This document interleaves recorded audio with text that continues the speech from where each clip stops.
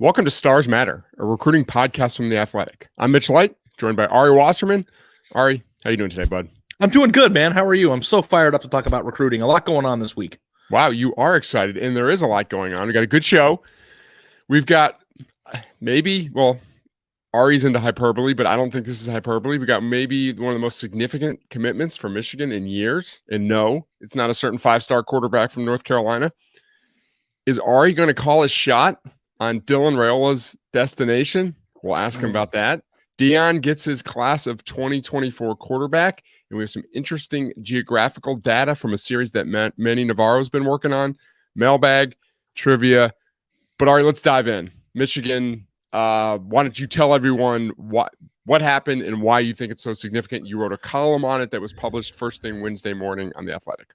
And edited Tuesday night. Yes, Tuesday night after I came home from dinner. Maybe had a cocktail or two, but your writing is just, it's so pristine that it didn't matter if you were lucid. Yeah, exactly. Yes. 4-star running back Jordan Marshall of Cincinnati, Archbishop Moeller committed to Michigan on Tuesday. Do people call it Archbishop Moeller? I thought it was just Cincinnati. It's just Moeller. Yeah, okay. I mean, I don't know. I didn't mean to cut you off. The school is called Archbishop Moeller, so for the sake of being correct, yes, and trying to avoid the well actually comments, you just put the whole thing in there. But what's significant about that is that he is a top 100 player nationally. He has an Ohio State offer. Ohio State wanted him. Michigan came into Ohio and took him. And I went and looked this up not because literally, but did not. They stole him. They put him in a van and they brought him back up there. What if you do that in recruiting? Like from old school. Yes. No, they got him. Yeah. And of course, you have a lot of people who say it's a long time till signing day, and I believe that. You never know what can happen with these kids. Change their minds, whatever. They got a commitment from a top 100 player in the state of Ohio. So I went to look it up yesterday because I couldn't recall a single instance of this happening during my time on the beat. And it turned out the last time they earned a commitment from a top 100 player in the state of Ohio with an Ohio State offer came 79 days before Urban Meyer was hired, all the way back in 2011. Class of 2013 prospect, but 2011. Yes, it happened. But think about how long that is. That's over a decade. And I mean, we could have looked this up. I mean, off the top of your head, how many top 100 players in Ohio? They're averaging about 3 or 4 a year, you think? Some years 3, some years 7, some years 2. I mean, it's okay. So maybe there's 50. Maybe there's been anywhere from 30 to 60. And the one program that's done a good job of getting Ohio players has been Notre Dame, because there's a lot of private Catholic schools in the state of Ohio that, kind of serve as small Notre Dame embassies for players who crave that atmosphere. And Clemson has done it a few times, but this is the first time since Urban Meyer took over that it's happened. And that's significant to me. Now, there's a lot of people who will read the column that I wrote and say, it's one player, he's a running back. Why do you think this is a big deal? This is overblown. And it's not so much that I believe that this single player is going to be the reason why Michigan continues to dominate the rivalry. It's a symptom of what could come and become a major ailment for Ohio State. This never happened. I mean, it literally never happened in the last 10 years. And now it happened in a big way after Michigan has won the rivalry game 2 years in a row. So to me, Michigan getting back into Ohio after writing the state off for a large portion of the previous decade is a nice step in the right direction, but succeeding and winning a battle is another one. It's just another threat to Ohio State too. It's the fact that it's Michigan is the most significant because it's the rival. But like, as you just mentioned, Notre Dame coming in, and if Michigan's a threat too, the more threats to Ohio State's dominance in its own state, so maybe over a 3-year period, they're getting 1 or 2 less of the kids that they normally think they should get. It's just something they didn't have to worry about in years past. Is that fair to say? Yeah, well, I mean, it's like everything in recruiting is more complex than just the data. And Ohio State has had the comfortable reality that any top 100 player that comes into the state of Ohio or through the state of Ohio will end up a Buckeye. That's been a second thought. There are Jackson Carmens and Tommy Kramers. There are a few of them that didn't, but for the most part, it's been a second thought. And because they have this luxury, we talk about Ohio State's recruiting advantage as being the only Power 5 program in the state of Ohio. I get it. Cincinnati, it's changing. But for now, and for all of history, that's been the case. Kids in Ohio grow up wanting to go and dreaming of going to Ohio State. It's a layup. And when they get those players, it's not long, drawn-out recruitments that cause a lot of time to be spent. Not that they don't, call and keep in touch with commitments or, host them and continue to recruit them. But it's a lot different than a long, drawn-out national recruitment that takes a lot of your time and energy. So if you picture a world where Michigan is a 30% chance or 40% chance of getting a top 100 player of Ohio moving forward, that increases the energy that Ohio State has to expend putting together its classes. It also gives Michigan a clear and obvious second geographical pinpoint after Michigan for them to build their classes around. And it also is just a personal geographical situation because historically Michigan has gotten its best players from the state of Ohio. And they stopped doing it for the past 10 years. It's very close to population bases in Ohio. And Toledo is a major part, and it's right on the border there. It's technically in Ohio, but it's a battleground. Cincinnati has always been kind of a weird place for Ohio State to recruit. There hasn't really been the Ohio connection that you might get in Cleveland, Akron, in other cities but it's still in Ohio. And they did a very good job. Ohio State did mending fences and making Cincinnati a major part of their recruiting strategy when Kerry Combs was a longtime assistant there. And, it seemed like things were on the right track. And then Michigan comes in and takes a position of need that Ohio State wanted away from Ohio State. And people might say, well, Ohio State's probably just going to end up with James Peoples, who's that top 100 running back out of San Antonio. And maybe they will. Ohio State does a very good job recruiting. But just the presence of Michigan as a threat on their home turf will have long-lasting effects on the psychology of this rivalry, the amount of effort that Ohio State has to put into to put the base of their classes together. And then, of course, would be the thing that we haven't said that's most obvious is make Michigan better on the field, too. So I thought that was a very significant commitment, not because this player himself is going to transform the rivalry or continue to get Michigan over the top, but more so because it could be the first of a trend that becomes very concerning to Ohio State as they are losing ground in the recruiting battles and the rivalry as a whole. Yeah, and there's more Michigan recruiting news. On Sunday, Brandon Hillman, a four-star athlete from Virginia who had recently asked out of his letter of intent, class of 2023 prospect, asked out of his letter of intent with Notre Dame, opened it back up, had offers from a lot of teams, including Ohio State. He signed with Michigan. So that was a head-to-head battle. Yeah, that bolstered their 2023 class. Maybe I should know this. Could ask Pete Sampson, but I didn't read. Do we know why Hillman? He says personal reasons. Do we know why he? Yeah, I mean, I guess there might be some number issues happening at Notre Dame right now. But regardless of why, I think that it's clearly a person that people wanted. I mean, you don't just get LSU, Michigan, and Ohio State offers if you're not good. So, I think people are trying to be like, well, that's what people do when someone leaves your favorite program. It was an important get. It was somebody that Ohio State wanted at a critical position, and Michigan got him. Now, it's not an Ohio kid, but if they start winning head-to-head battles with Ohio State in Ohio, they're going to certainly be able to do it on the national scale. And perception is key. I think this is your whole theory, Mitch, of like how important winning is. Because all it took is a few wins here. Now Michigan all of a sudden has some ground to stand on that maybe it didn't a few years ago. Yeah. And then I don't know if you saw this. Hopefully you did because you're a recruiting writer and, it happened a couple hours ago. But 2024 offensive tackle Ben Roebuck from Lakewood, St. Edward, a high three-star, number 455. That's very close to a 4-star this year, and things will shake out. From, like I said, Lakewood, St. Edward. His 247 profile did not show an Ohio State offer. He does not have one. He does not have an Ohio State offer. Committed to Michigan. Same high school as the Armstrong twins, both 4-stars, I believe, who both have Ohio State offers, who are uncommitted. So first of all, pretty damn good offensive line there.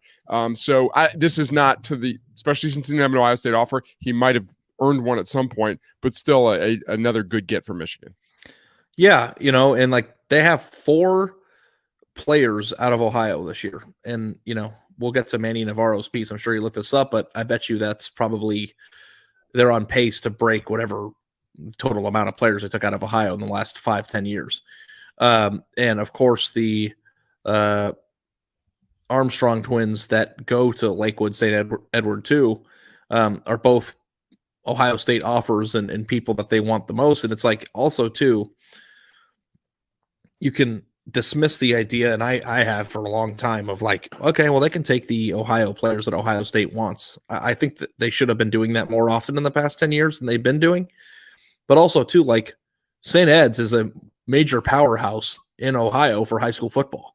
So even if this kid doesn't have an Ohio State offer, Michigan is re-lubing the wheels here. And later on down the line, when they have players like the Armstrong twins or in later classes, when Michigan comes in, they're going to be received differently. I think it's all effort. It's not overnight. It takes time to reassert your presence in a place. And if they're going to be in Cleveland, in Cincinnati, I don't know what they'll do in Columbus, but they gave Zach Harrison a run for their money in the 19 class. Like, this is just going to be a situation where Ohio State sees Michigan in every direction they turn. And if you remember, excuse me, there, Chief. Yeah. Okay. If you remember when Ohio State had a Clemson problem, back in 2016 through 19, everywhere they looked, Clemson was standing there.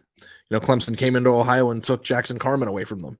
Clemson beat them 31-0 in 2016 in the playoff. Clemson beat them again in a heartbreaker in the Fiesta Bowl in 19. Like, it wasn't until 2020 that Ohio State finally got the Clemson, burden off their shoulders.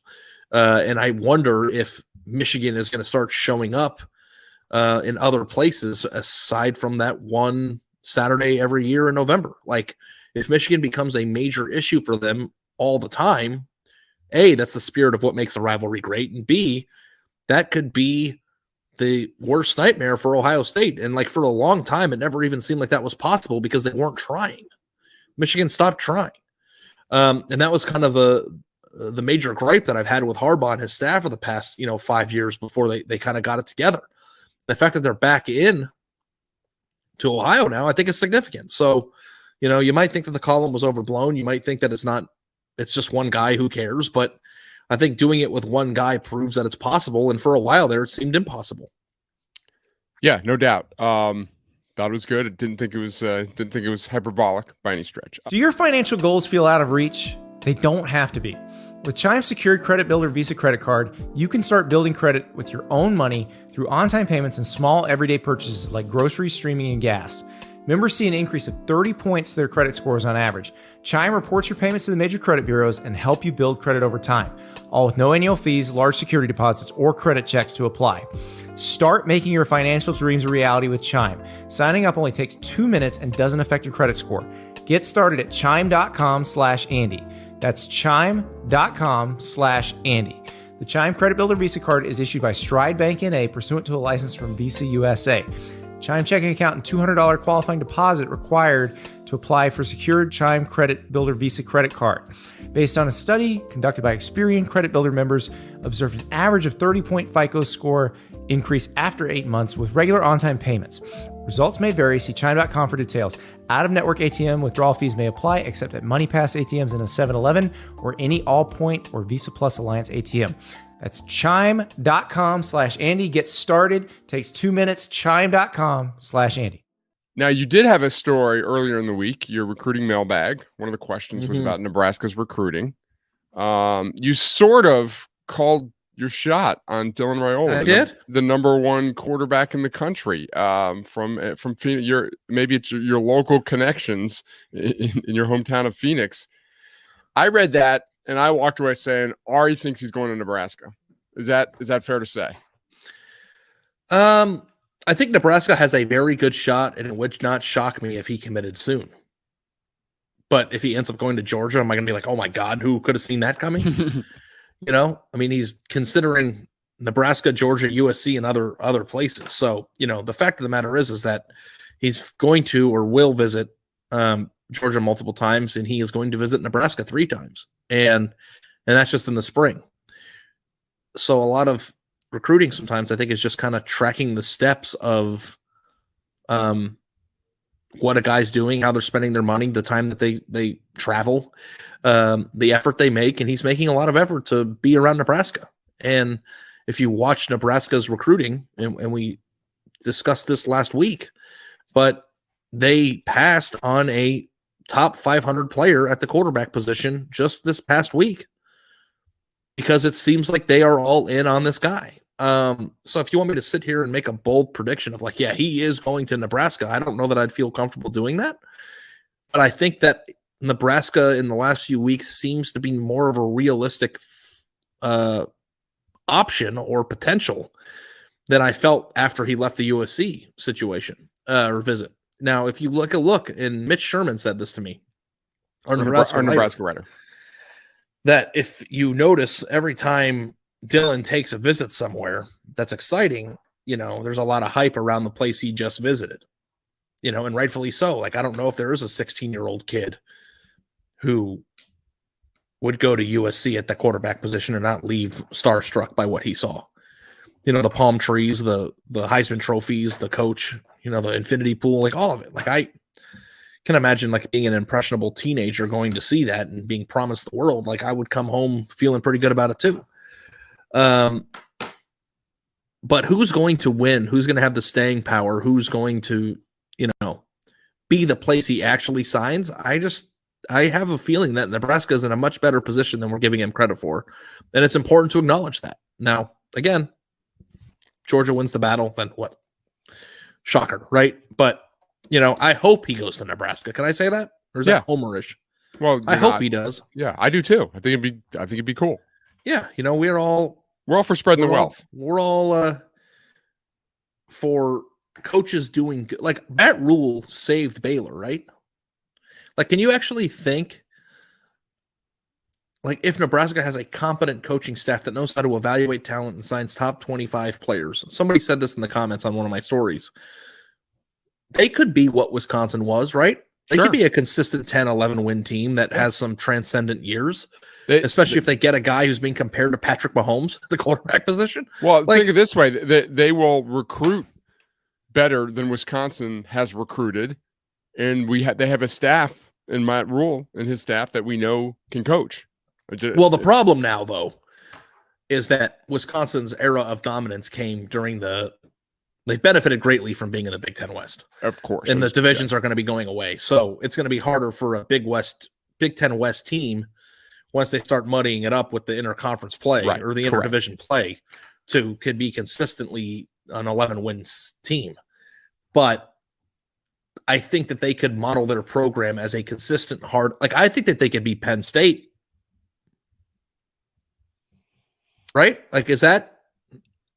Yeah. I mean, Penn State they could be Michigan State. I think they could have years where they're really, Penn really State good. has been consistently stronger than Michigan State. Michigan State's had some spikes. So maybe Michigan State is a better thought process. Well, I mean, that's the whole thing. And we've talked about this, and anyone can look up the numbers. For a while there, and I was guilty of this too, that like I blamed a lot of Nebraska's problems on recruiting. Oh, in this day and age, you can't get kids to visit, you can't get kids out there. They were shining top 25 classes under the previous staff, so that was an issue. So we assume with this staff that their recruiting will not go down; it'll probably stay the same or get better. And this staff has proven itself at two schools, Matt Rule at two schools, at Temple and Baylor, that he knows what he's doing in the college rank. So yeah, I'm. With every league, like the SEC is just so top heavy. There's so many, you obviously have Alabama and Georgia, but depending on the coach and in the year, Auburn can be freaking awesome. Florida can be, there's so many, like the Big Ten hierarchy is a little more interesting, or, just you got Ohio State, then is it Michigan, Penn State next? And then what's that next tier? But I think like you mentioned, getting rid of the divisions is really going to cloud things up. And the Big Ten East has been, by and large, not the last few years, dominated by Ohio State, but Michigan State's won the Big Ten East. Penn State has won the Big Ten East. And Michigan's won the Big Ten East now twice. So it's not like it's impossible. It's just a matter of whether or not Nebraska could assemble a roster that could, compete with that. And I think they probably could, And we helped have Dylan Raiola. And there are different types of top 25 classes, too. Like, they've already proven they can sign top 25 classes, but what about functional ones? What about ones that actually wind up keeping players, but also fit the scheme. And you have a coach that knows how he wants to handle things and handles it that way. Like, not discombobulated. Like hope is not lost there. Not at all. Yeah. Which is funny. It's been after hiring Scott Frost, who we all thought would work out, and we're all like, well, if this guy can't get it done, there's no hope there. But that's not the case. There's another guy who's we think has a chance to get it done. Okay. Yeah. Deion Sanders has his first high school quarterback recruit, and we haven't brought it up yet. That ends now. We're going to bring it up. Danny ONeill, 3-star prospect from Indianapolis Cathedral, a program that's produced a lot of good players over the years. Number 561 overall, number 33 quarterback in the 247 composite, 6 feet 185. So a little undersized for a quarterback. I believe you're going to try and talk to Danny at some point this week for a story, but literally 20 minutes after this podcast is over. Okay. So Deion goes to Indianapolis, first quarterback. Thoughts? Kind of random. Yes. Yeah. I don't know where we expect because in Colorado's not going to get a lot of players from the state. We know that. So I guess I just would have assumed Southern California. That he was going to go into California or Dallas or Florida. But it's just Indianapolis seems just very random. Well, the thing too, and I'm going to try to talk to him about this, is that Danny ONeill is rated 571 in the composite, right? His offer list includes Cincinnati, UConn, Illinois, Indiana, Kentucky, Louisville, Northwestern, Purdue, Wake Forest, West Virginia, and a few more. But he doesn't have a screaming offers list. Now, I'm not disparaging him or Colorado, but if you look at him, the opportunity to play at Colorado and be at an it place before it's an it place is a very attractive opportunity for him. Wouldn't you think that? Instead of going to a place like West Virginia or a middle tier, wouldn't you want to go to the new cool place and really try it out? There is a chance that this guy, Danny ONeill, is the starting quarterback for a team that is favored to win the Pac-12 in 3 years. Is that possible?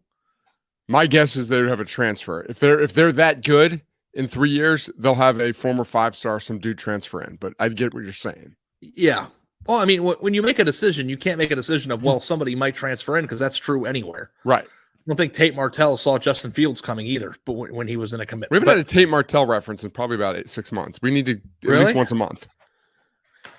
I mean, it's my dream to just talk to him on the phone and write a story about what he's doing and how it went.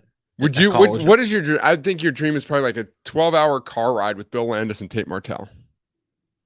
If I could pick one person to write about from a recruiting standpoint, it would be Tate.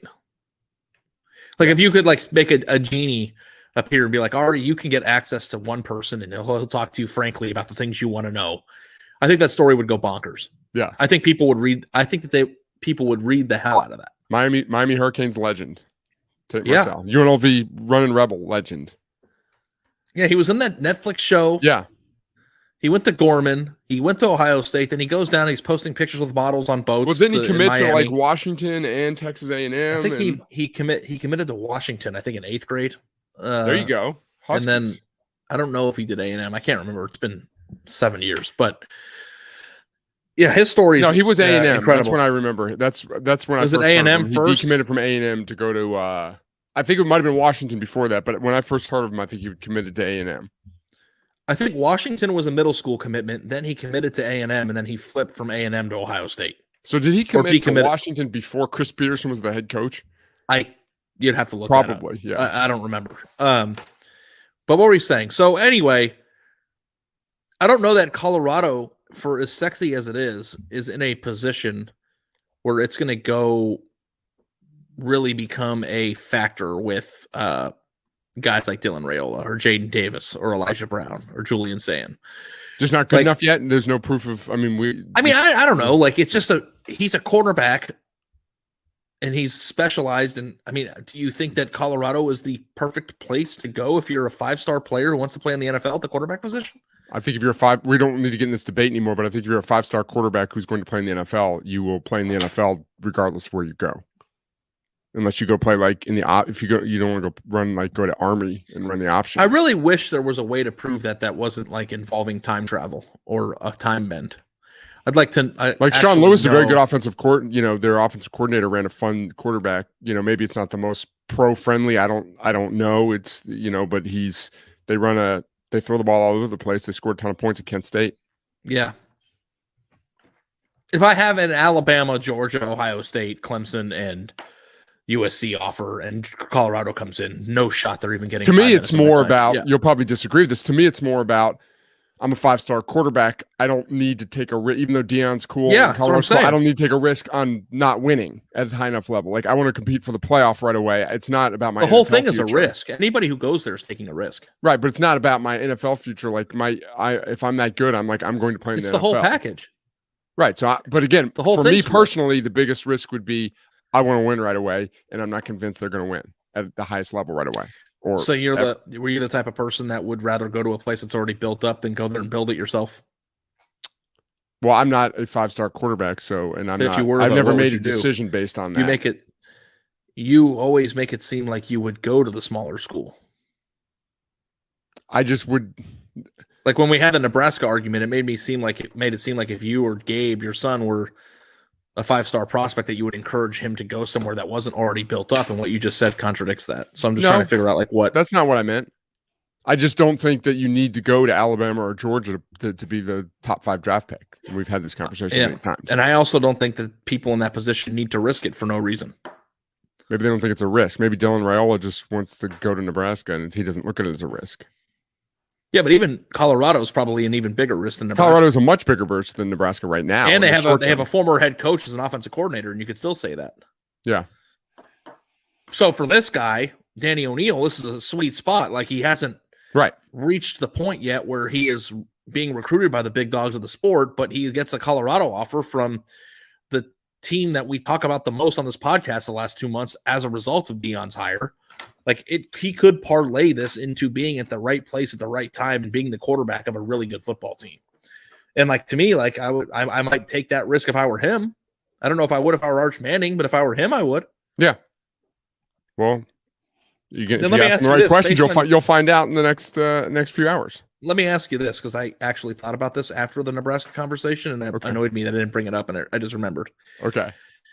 What about 3-star prospects? So you always say that like a 5-star prospect can go anywhere, and if they're good enough from a natural talent standpoint, they'll end up in the NFL. But what about a 3-star? Do you think that the 3-star would have as same amount of opportunity or potential to be developed into a first-round draft pick at a place like Nebraska as they would at USC or Alabama? That's a good question, and I'm going to contradict myself here. I think a 3-star prospect going to Ohio State and throwing to those receivers is going to look better and get more attention. Now, focus solely on the quarterback development aspect of it. Okay, Jay Cutler came to Vanderbilt with an offer from Illinois that was pulled because of a coaching change, and then Purdue wanted him to be a safety. He redshirted, then basically ran the option for 2 years and got the shit beat out of him running the option. But you could tell if you saw him, he had an unbelievable arm, and he was a great athlete. He did not play on a winning team, and he was drafted in the top 10 overall because he was a great quarterback. Yeah, because there is no correlation between winning and being a top 10 pick. It's about whether or not you possess the tools and the development in order to... Right, so I'm saying like Jay Cutler did not play with a wide receiver. I don't think he played with an offensive skill player who played in the NFL. And yet, I guess what I'm trying to ask you, and you keep avoiding it, and I'm getting angry. Not really angry, but I want to hit you.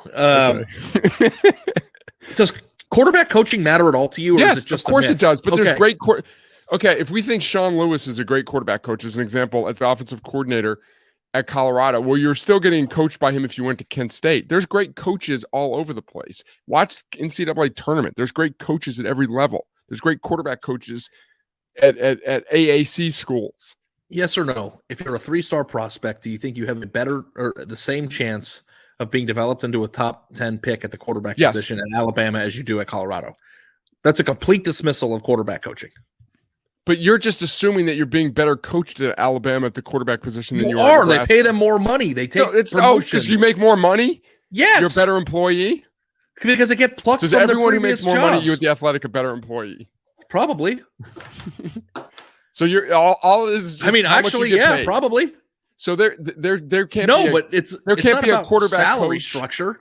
It's about climbing up the corporate ladder and continually getting better jobs because you're better at your job. That's why people started. Nick Saban was a defensive backs coach when he first came up. Was a defensive coordinator, so he was coaching. He was a great coach, but he wasn't a head coach yet. He wasn't the highest paid. That's asinine.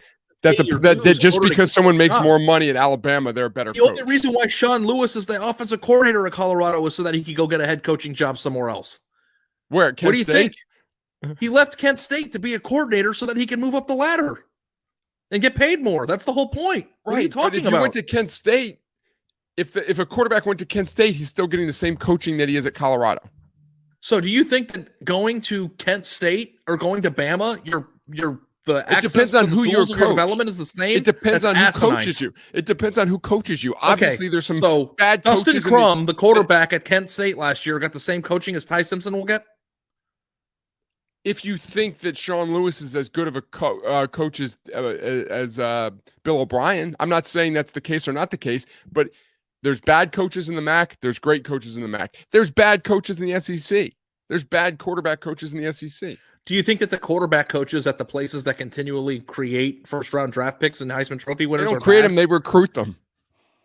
You are like making me crazy, like right now. Like that, it's common insane. Sense makes you crazy. No, what you're saying is asinine. It is not. Okay.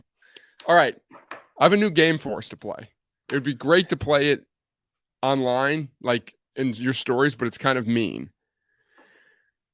You need to set the betting odds or the odds on where each 5-star signee will eventually transfer to.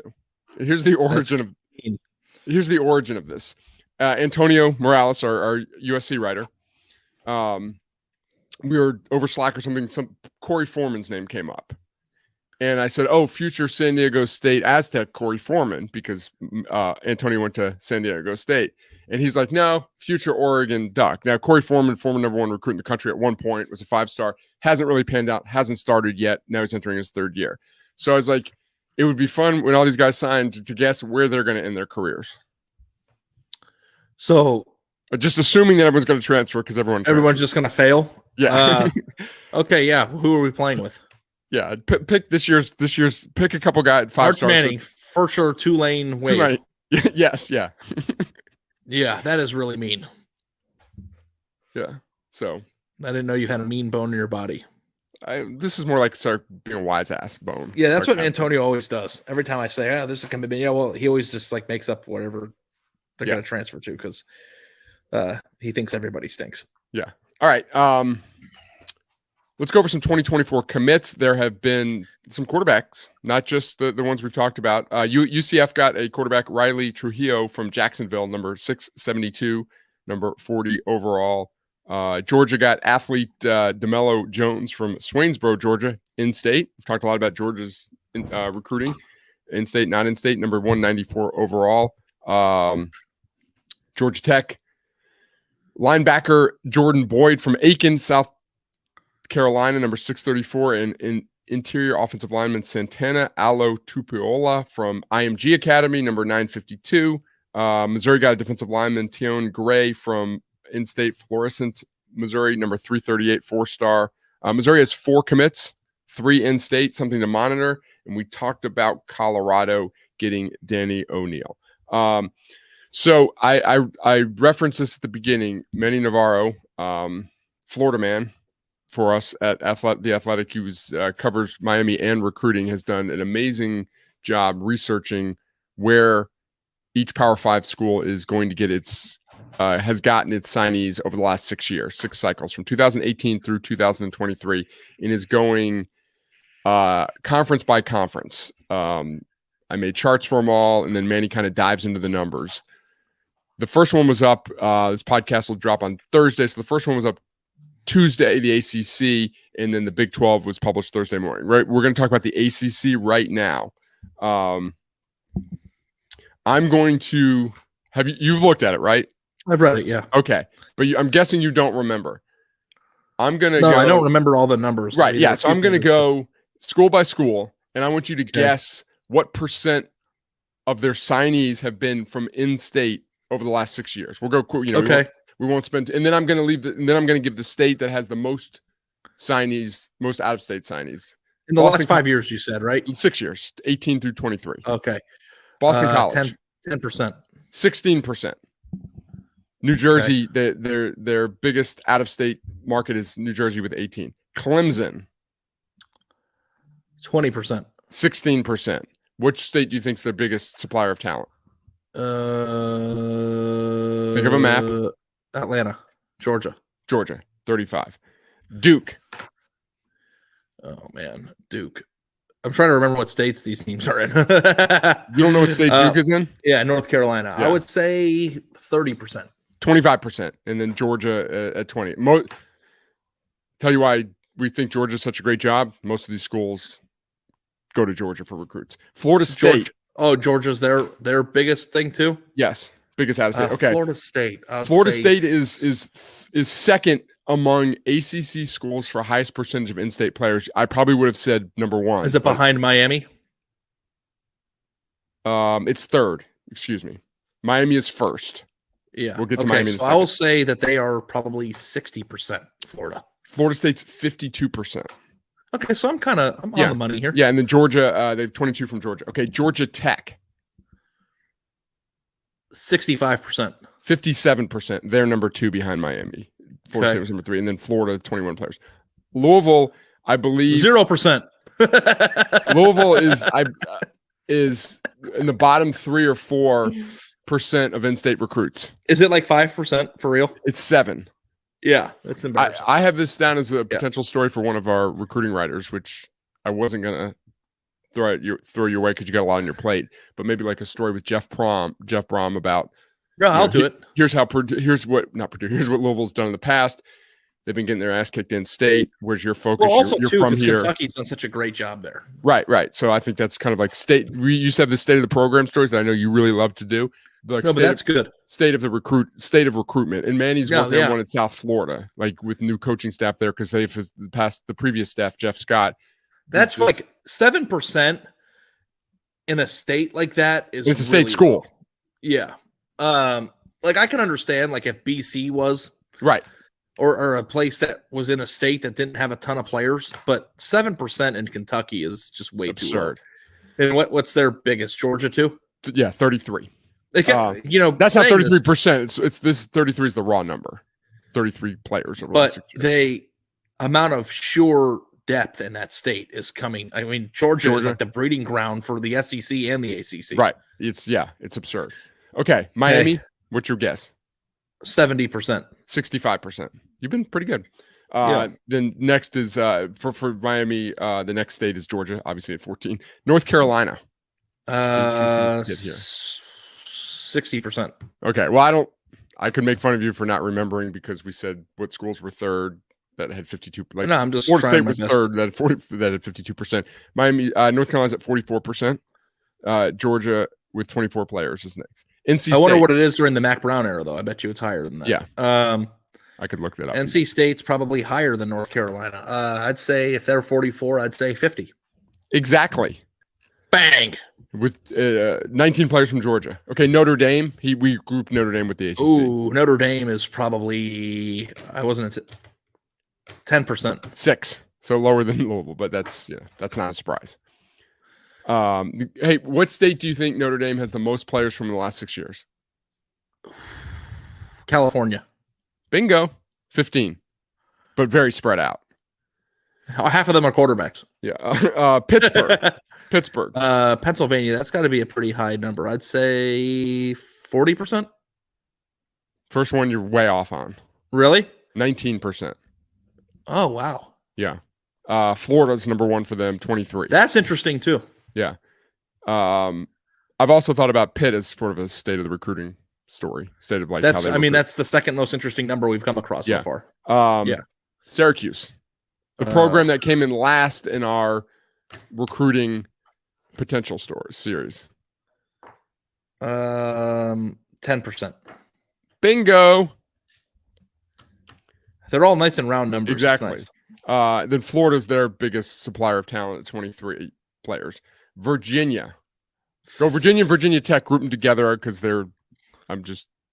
they're next to each other alphabetically, but I just want to hear what your thoughts on Virginia is 30, I would say. And what do you think Virginia Tech is? 40. Virginia's 20, and Virginia Tech is 31. Oh. Virginia Tech will go up. They're much better in state this year. The previous staff recruited Texas a lot. Justin Fuente, much to the chagrin of a lot of Virginia Tech fans. Wake Forest. I know they spent a lot of time in Georgia, but I'm still going to say like 45%. 19%. Oh, wow. Yeah. I was off on that one too. Georgia 19. So I went to Wake Forest football practice Saturday. It's kind of cool. How was it? Football. Fine. I haven't been to football practice in a while. They have very nice facilities there. They're all Did they look new. good? Huh? Did they look good? I can't tell. It's spring football. All right. So we will get into some other leagues in future podcasts, but I was editing the Big Ten this morning. Yeah. What 2 Big Ten teams have signed the highest percentage of in-state prospects over the last 6 cycles? I was surprised by this. Okay. So that's maybe a hint, maybe not a hint.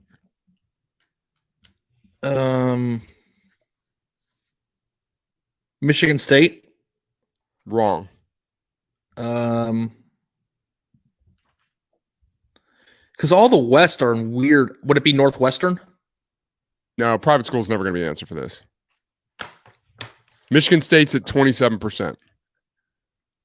Surprised by this.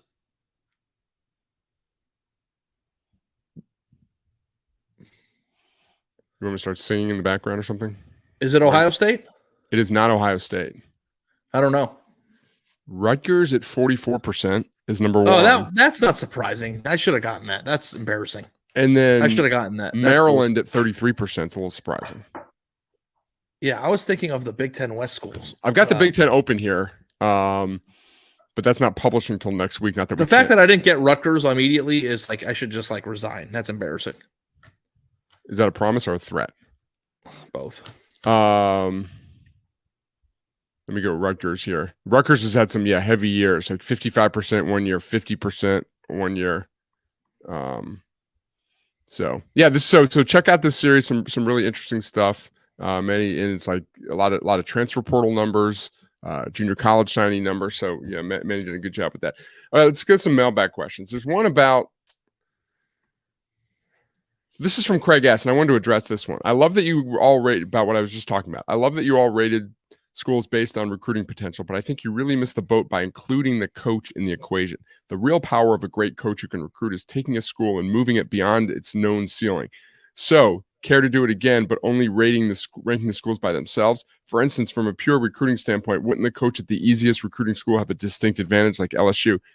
My counter to this is like, if you remove the coach and all the other factors, you're just ranking the programs. And we've done ranking the programs. That's why we didn't do it that way. Right. That's why. So like, I'm not saying, Craig, that's a bad idea. Just like, I don't know how you rank recruiting potential in with no factors and how that's. Well, you would. It's like LSU, for instance, would probably be a top 3 place because of where they are and who they are. Yeah. Regardless of the head coach, because of the but like we've done that. Like we tried to make it different because this Colorado would be dead last, maybe.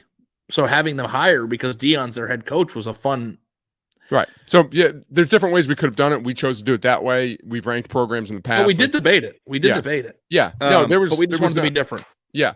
I love this question from the mailbag that published. I think it was your Tuesday mailbag. From Richard N. If you could take a traditionally good program and move it to North Dakota, who would handle the isolation from recruits the best? By move them, I mean the history, campus, facilities, current staff, and players. The only changes are that they are now in North Dakota, and for argument's sake, let's say they have an indoor practice facility with a dome stadium, so weather isn't an issue. What was your answer? Just give me Nick Saban in North Dakota, and everything's fine. Just move the entire operation. Move the entire operation to Fargo. I mean, is there a different answer? No. The only other one would be Georgia. Maybe. I guess it's just like it's a fun question. It's kind of a weird question because like. So I guess the question is, would they still continue to recruit like 15 top 100 players to Fargo? You'd have to just find the person that you believe would recruit the best nationally, regardless of location. And I think that would be Nick Saban. And Kirby Smart would be the next one. But you need to give the kids a reason to get on an airplane to go to Fargo. And I think Nick Saban is a pretty big reason people would do that. Yeah. This goes back into our argument about developing players. This is from Gregor. I can't do this again. No, just who develops most players from 0 to hero? I mean, 0 or from 0-star, 2-star to first 2 days of the draft.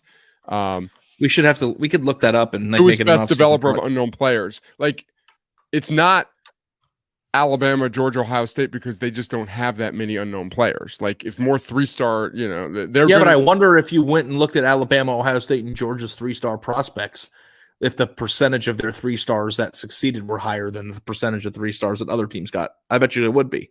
It might not be that again, second mention. Didn't he do that maybe the first year I worked with him, but he did a lot of research on 5-stars, and he came up, I know that's not this question, that Alabama does in fact sign the most 5-stars and develops them the best as far as first-round draft picks. Yeah, I mean, there's a difference between total number and percentage. I would still go on a limb and say that Alabama's 3-star prospects turn into draft picks more frequently than anyone else. I mean, what Georgia just did in the national championship game with a bunch of 3-star prospects making huge plays, like, they don't have as many of them on their roster, but the ones they do get develop at a higher rate than the teams that are filled with them. But like the programs without data in front of me that would jump to my head is like potential answers to this question would be Northwestern, Wisconsin, Iowa.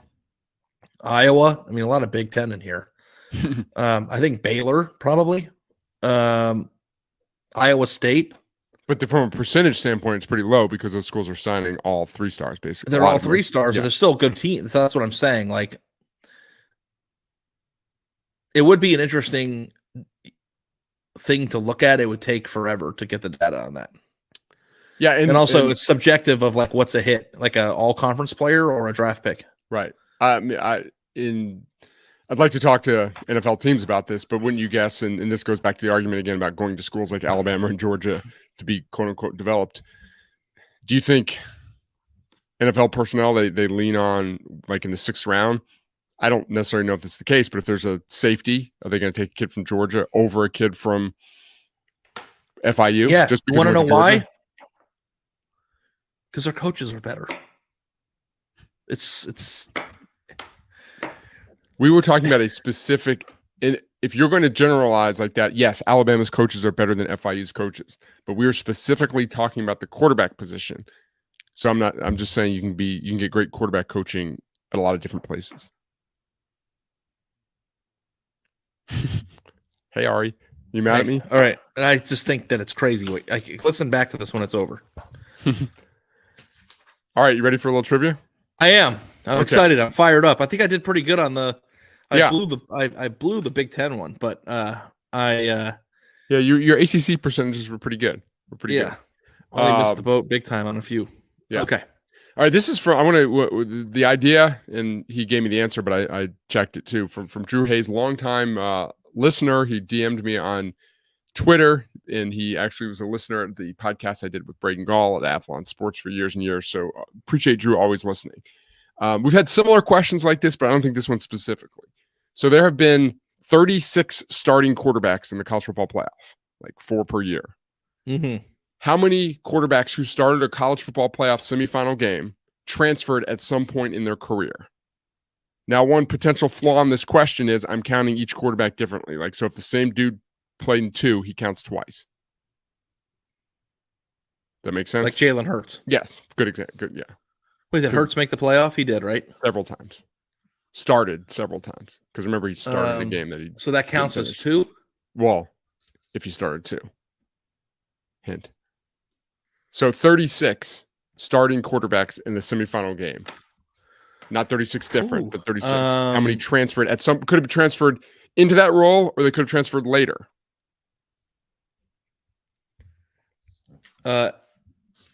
17. 14.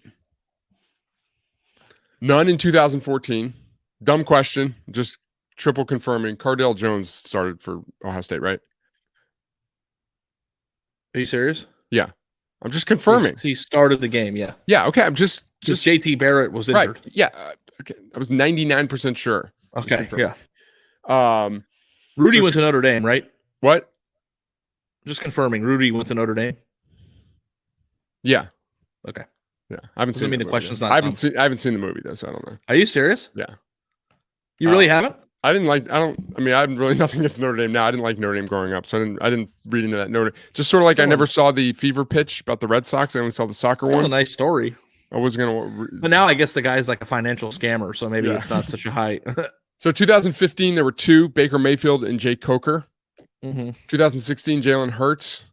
2017, Baker Mayfield, Jalen Hurts, and Kelly Bryant. Kelly Bryant transferred after. 2018, Kyler Murray. 2019, Joe Burrow, Jalen Hurts, and Justin Fields. 2020, Justin Fields. 2021, Stetson Bennett and Cade McNamara, who just transferred. And 2022, Stetson Bennett. So there you go. I'm fine with my answer. Yeah. It was kind of a weird way because I guess it's a weird way because like Justin Fields counts twice.